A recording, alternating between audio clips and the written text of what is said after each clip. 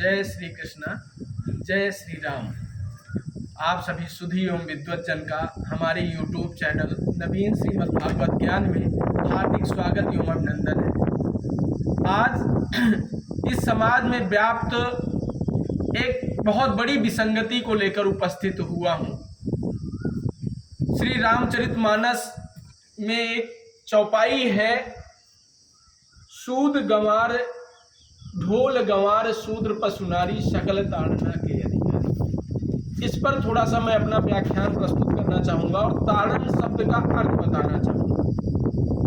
यह उस समय की बात है जब भगवान श्री राम जी ने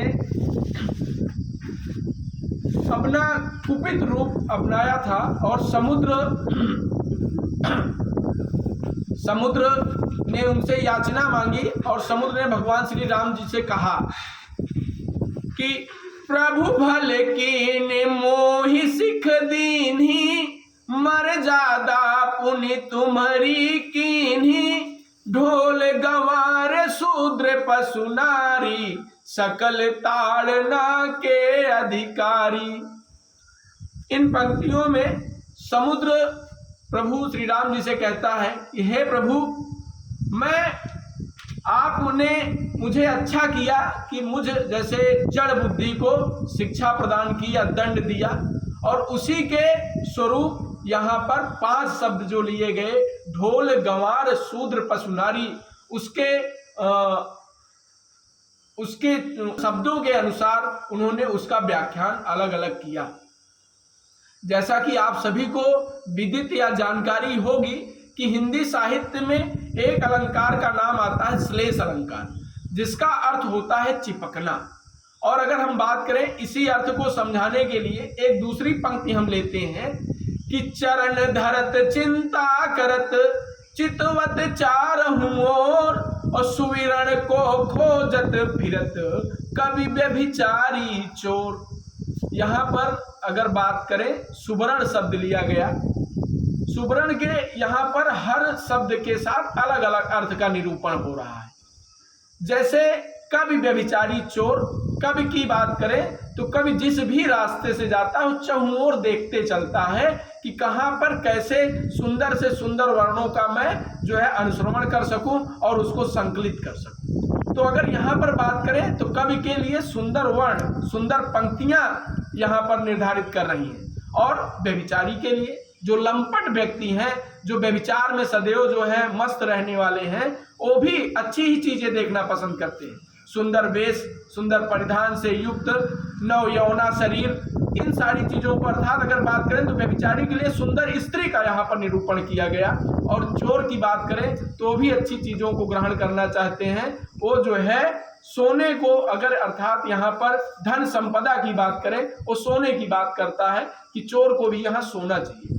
ठीक उसी प्रकार हम बात करते हैं अब कहाँ पे, उस चौपाई पे जिस चौपाई पे विसंगतियां व्याप्त हैं। ढोल गंवार शूद्र पशु नारी, सकल ताड़ना के अधिकारी।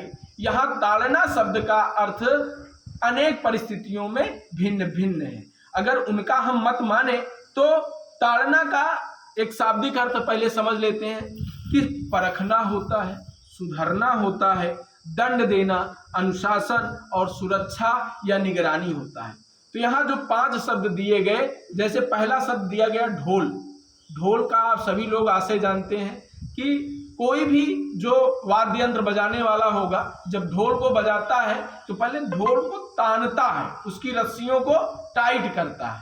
यदि उसको टाइट ना करे तो बेसुरीली आवाज निकलती है। तो इसलिए यहाँ पर ढोल के परिप्रेक्ष्य में ताड़ने का अर्थ है कि उसको संयमित करना, उसको व्यवस्थित करना, उसको अच्छे से जो है टाइट करके बजाना, जिससे वो उसकी आवाज सुरीली निकले।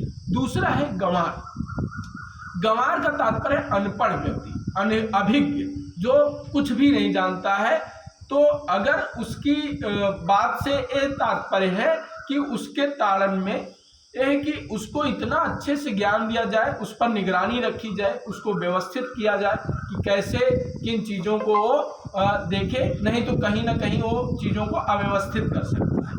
दूसरी चीज़ शूद्र शब्द दिया गया, और यहाँ शूद्र का शब्द किसी जाति विषयक शब्द से नहीं है। इसका तात्पर्य होता है दास, अर्थात नौकर।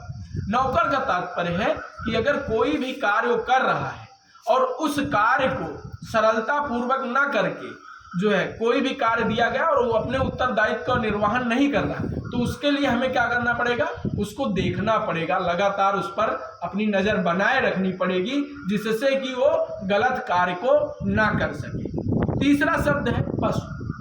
पशु वह शब्द है जो ज्ञानहीन होता है, जिसे कोई भी जो है ज्ञान नहीं प्राप्त होता है।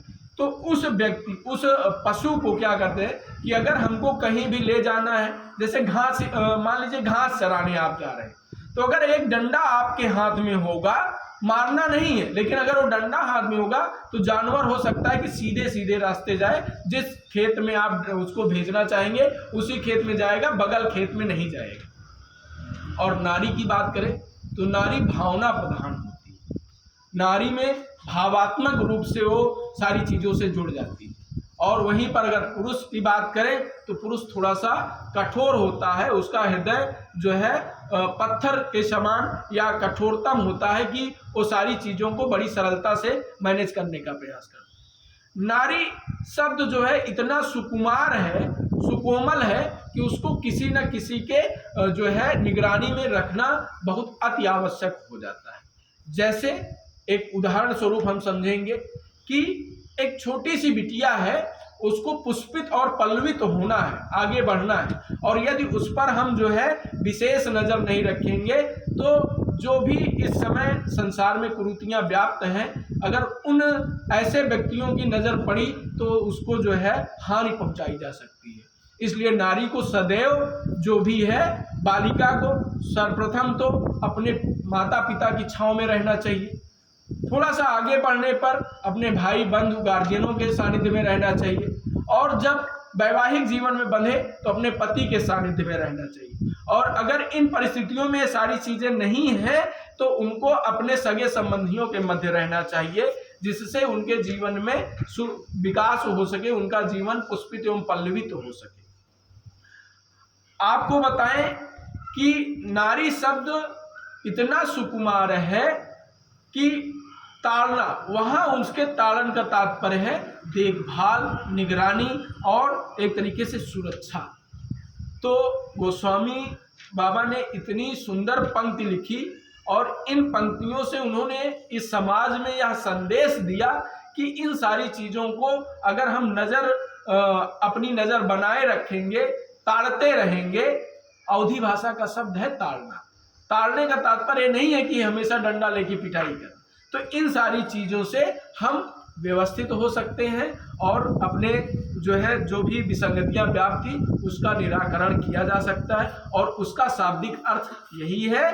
तो पुनः हम आप लोगों को साधुवाद देंगे और पुनः इसी पंक्ति पर जो है एक बार फोकस करेंगे।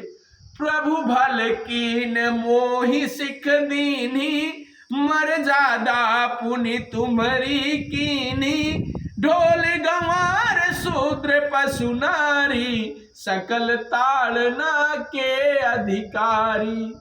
जय श्री राम, जय श्री राघव, जय श्री राघव सरकार की जय।